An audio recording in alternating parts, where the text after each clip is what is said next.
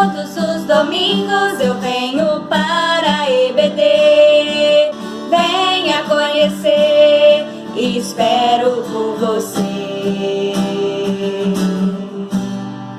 Amado Senhor, meus amados irmãos, louvo a Deus por essa oportunidade de podermos estar mais um domingo aprendendo na nossa EBD. Estamos estudando a lição Jeremias, Esperança em Tempos de Crise. Chegamos à lição de número 5, o poder da intercessão. A verdade prática da lição diz assim: orar é preciso, interceder é a obrigação de todo o povo de Deus. No trecho da introdução, fala assim: a intercessão não é um ministério específico, é um dever de todos os crentes. Sem intercessão, nenhum avivamento é possível. Meus irmãos, a intercessão, ela não tem uma pessoa específica, não tem um ministério específico. Nós vemos na igreja pessoas sendo consagradas diácono, presbítero, evangelistas, pastores, missionária, mas não vemos alguém ser consagrado para intercessor. Então, assim, a intercessão é uma obrigação da igreja, uma obrigação do crente, tá? O que é a intercessão? Primeiro tópico. A definição, o pastor Cláudio Nor de Andrade diz assim: a intercessão é a oração que fazemos a Deus em favor de outrem. No subtópico 2, fala assim: a eficácia da oração intercessória. Eficácia, meus irmãos, é a qualidade daquilo que alcança resultados. Então, dentro da intercessão, é uma oração que alcança resultados, é uma oração eficaz. Através da oração intercessória, estamos a demonstrar amor e altruísmo. Na intercessão, meus irmãos, sai de cena a indiferença. É você chorar com os que choram, sofrer com os que sofrem. Você sente a dor do próximo. Moisés, por exemplo, chegou a abdicar de sua bem-aventurança eterna ao interceder pelos filhos de Deus. Lá em Êxodo 32, Moisés diz assim para Deus: agora, pois, perdoa o seu pecado. Se não, risca-me, peço-te, do teu livro que tens escrito. Olha a intercessão de Moisés pelo povo de Israel. Ele chegou na intercessão a abrir mão da sua vida eterna. Se não tivesse perdão para o povo, poderia arriscar o nome do livro da vida. Então, você colocar a necessidade do próximo, o bem-estar do semelhante acima do seu. Aí vamos somar esse conceito da revista na questão da palavra intercessão. Ela é uma palavra que ela vem do hebraico paga, então é uma raiz de uma palavra que significa colidir pela violência, quer dizer, colidir, encontrar, ou figuradamente pela importunação, suplicar, cair sobre os joelhos, fazer intercessão, interceder, pleitear, prostrar, encontrar com Deus, suplicar, orar, alcançar, correr. A palavra hebraica paga para intercessão tem dois aspectos. O primeiro é de luta, violência, choque e denota confronto. O outro aspecto diz respeito de encontro, colocar-se entre, orar, suplicar. Conclui-se então que a palavra intercessão tem duas facetas. A intercessão, ela é um encontro com Deus e ela é um confronto com Satanás. Então, meus irmãos, note que a situação da intercessão, ela é uma oração que agrada a Deus. Deus se agrada desse ministério da intercessão, daquele que se levanta para orar para o terceiro, né, com um gesto de amor, de altruísmo, mas o inimigo também sabe que essa oração intercessória, ela tem muito efeito, ela movimenta o mundo espiritual, ele sabe que gera resultados, e aí o inimigo vai para o confronto, aí ele desmotiva, né? Aí entra aquela situação, quando é realizado o culto de oração, infelizmente não vemos a maioria orando, né? Então, muitas das vezes é um culto de oração, muitos chegam, já programa o horário ali para chegar depois desse momento da oração, né? É mais o louvor, a palavra, mas não é o principal, né? Infelizmente, nós temos que falar isso, não é o principal alvo do público, né? O público maior não está na oração, nós temos que falar isso.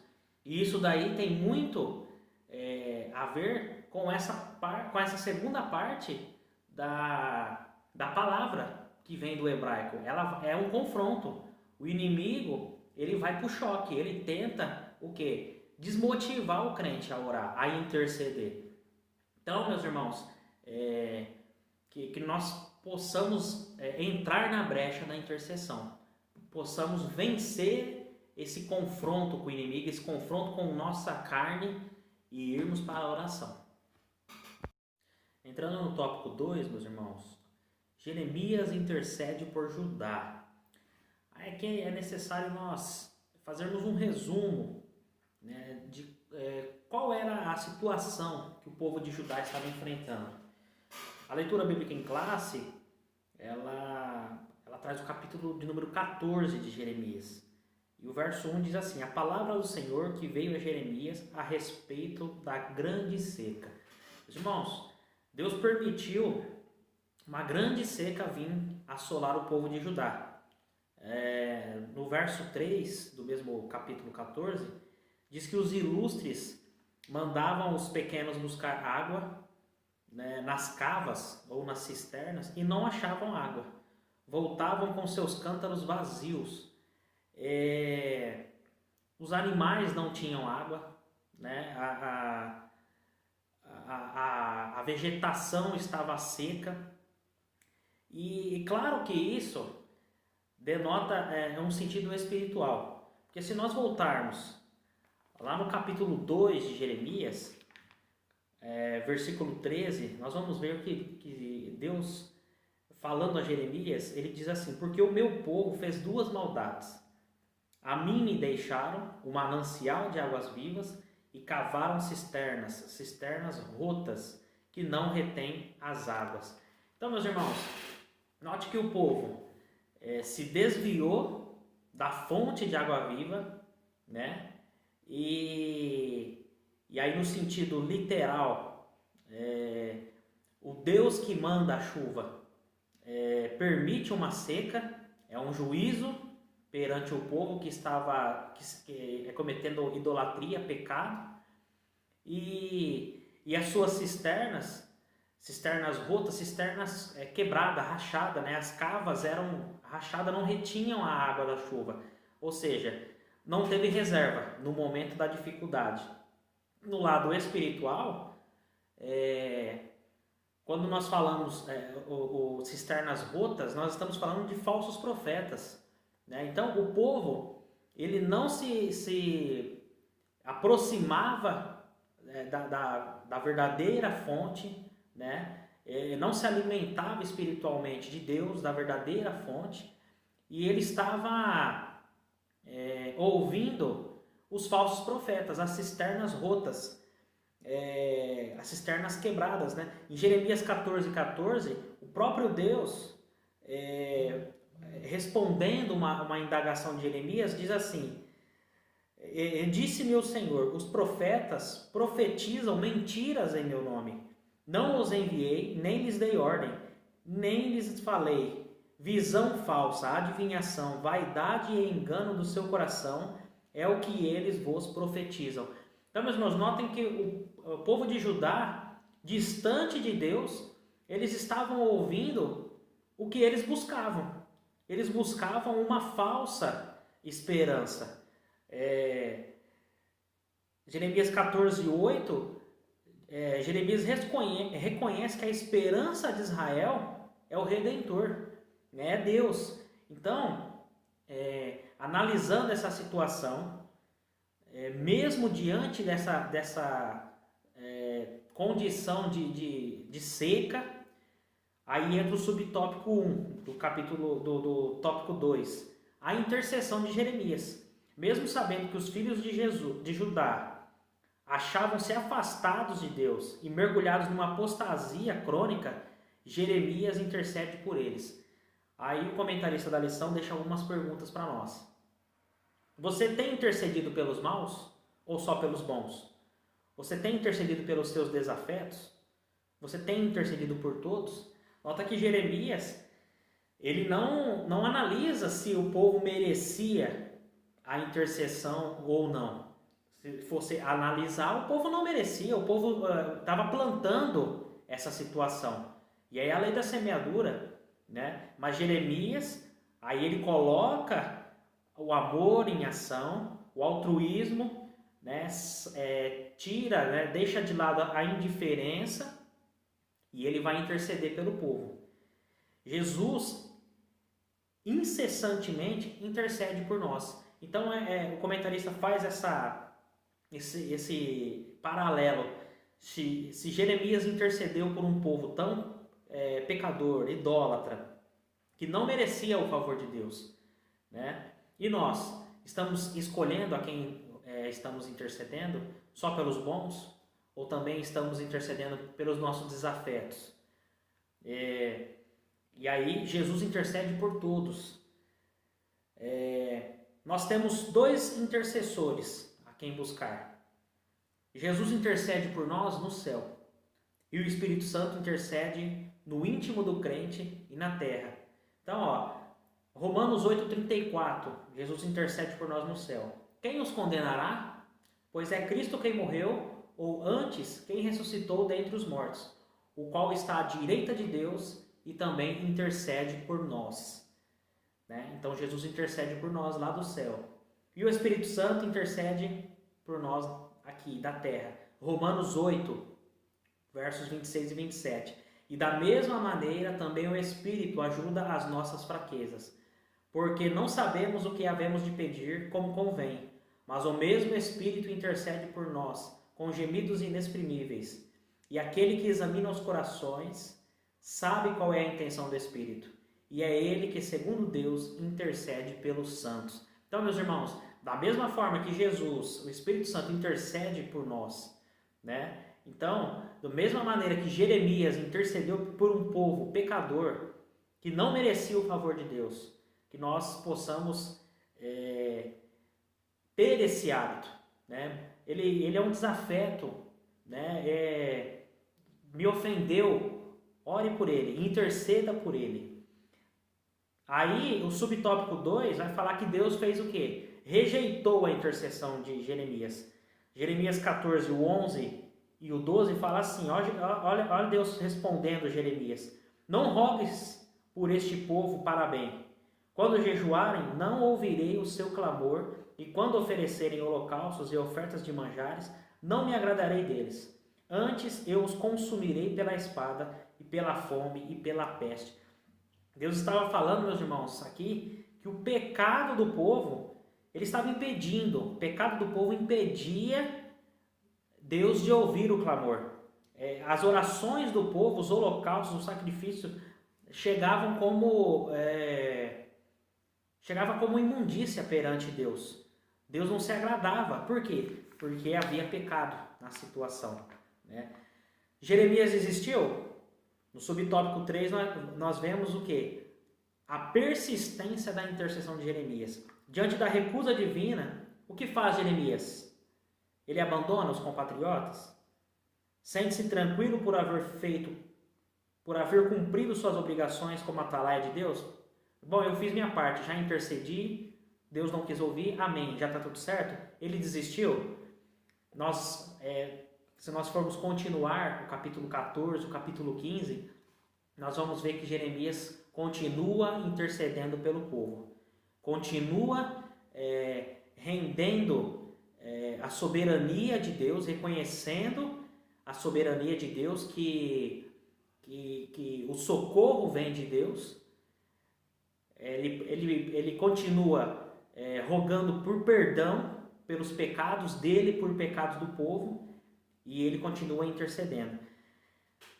Quando nós lemos os derradeiros capítulos da sua profecia, constatamos que apesar daquele quadro tão desolador, achava-se o Senhor inclinado a socorrer o seu povo e a restaurar-lhe a sorte em tempo oportuno. Então nós vemos, meus irmãos, que apesar de Deus ter rejeitado no primeiro momento a intercessão de Jeremias, Jeremias insistiu, perseverou. E nós vemos, né, se nós formos dar continuidade no livro de Jeremias, nós vamos ver que Deus já deixa uma promessa de restauração ao povo, de que o povo voltaria àquela terra, né? Então, ou seja, Deus atendeu a intercessão de Jeremias, Deus entrou com resposta nessa intercessão. Amém? O tópico 3, meus irmãos, vai falar assim: por que devemos interceder? Aí o subtópico 1 fala, é uma recomendação bíblica. Tiago 5,16 fala, orai uns pelos outros. Então é uma recomendação bíblica, né? A intercessão, o exercício da intercessão.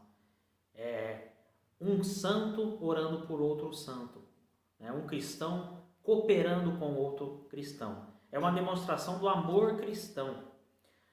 No exato momento em que estiver orando pelos outros, alguém estará suplicando e chorando por você. Lembra que o patriarca Jó livrou-se de seu cativeiro quando estava orando por seus amigos, quando estava intercedendo. Então, meus irmãos, é uma situação de reciprocidade, né? Uma situação de companheirismo. Eu oro pelo irmão A e esse irmão A está orando por mim, né? E junto nós estamos unindo força e nós estamos alcançando nossos objetivos, nós estamos avançando e acima de tudo nós estamos tendo vida com Deus, nós estamos tendo um relacionamento com a fonte de água viva. É um exercício de piedade. Piedade, meus irmãos, é uma virtude que implica na devoção a Deus, que reflete uma ação motivada pela compaixão e pelo amor.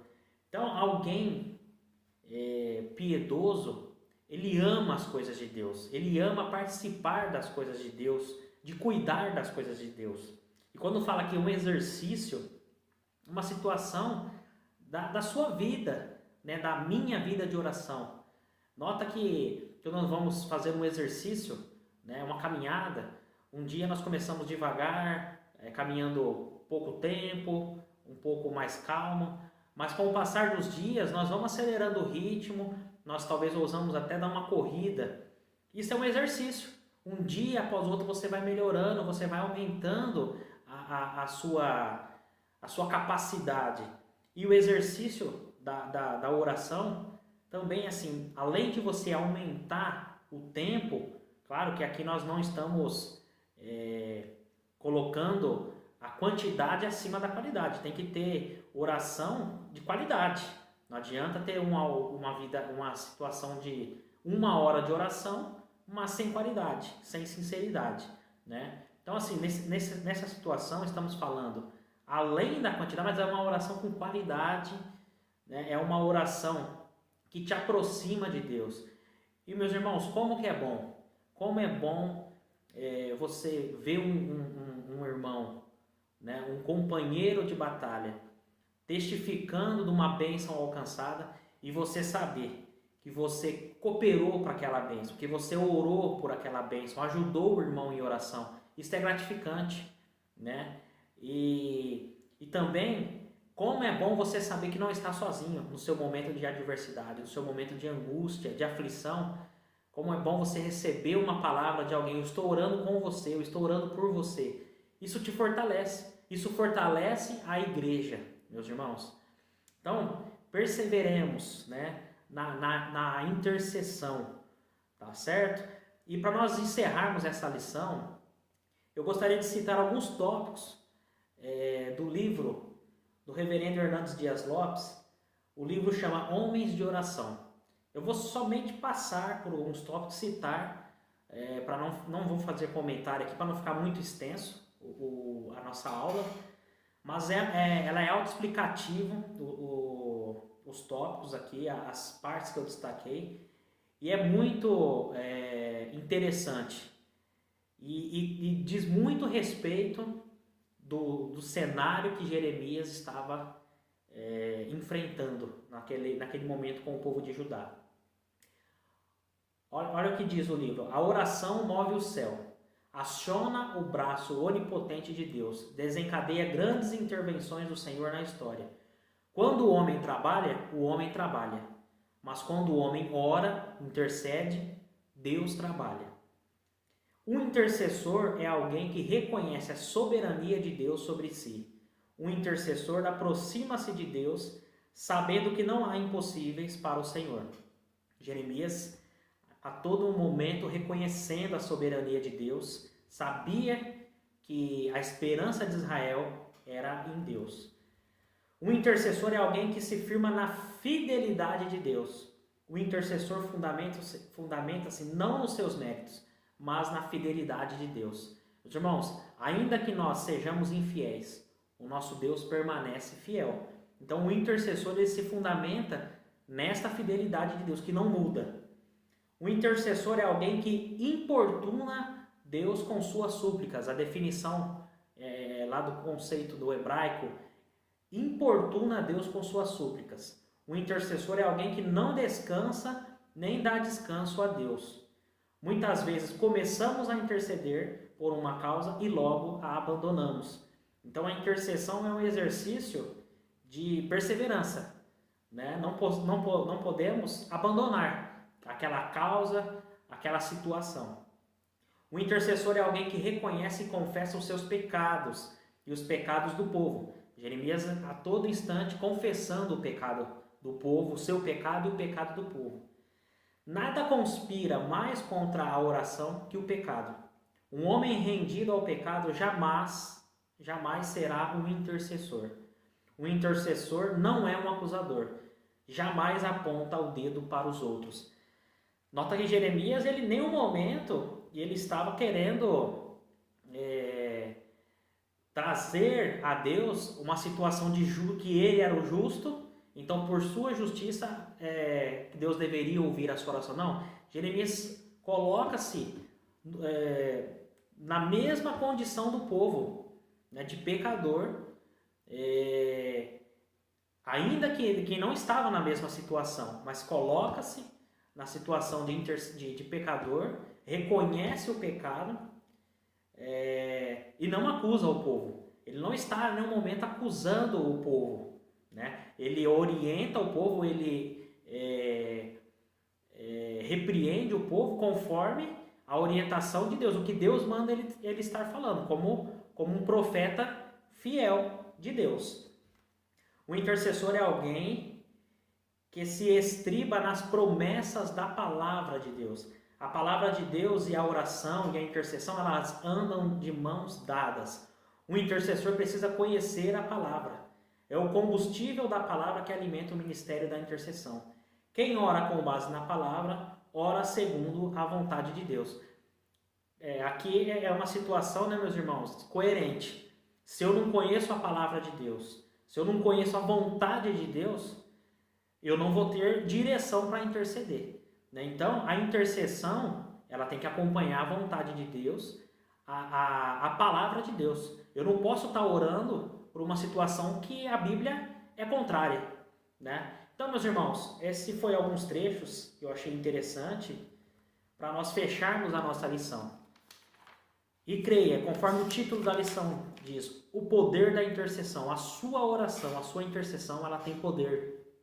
Deus se agrada, ela movimenta o mundo espiritual e ela pode muito em seus efeitos. Então, que nós possamos interceder, meus irmãos, nesse momento de dificuldade, nesse momento de assolação que estamos enfrentando, né, enfermidades, todos os dias chega pedidos de oração, que nós possamos ver esses pedidos de oração e verdadeiramente nos colocarmos na brecha para interceder pela nossa igreja, para interceder pelo nosso país. Amém, meus irmãos? Que os irmãos tenham uma ótima semana, que Deus abençoe a todos.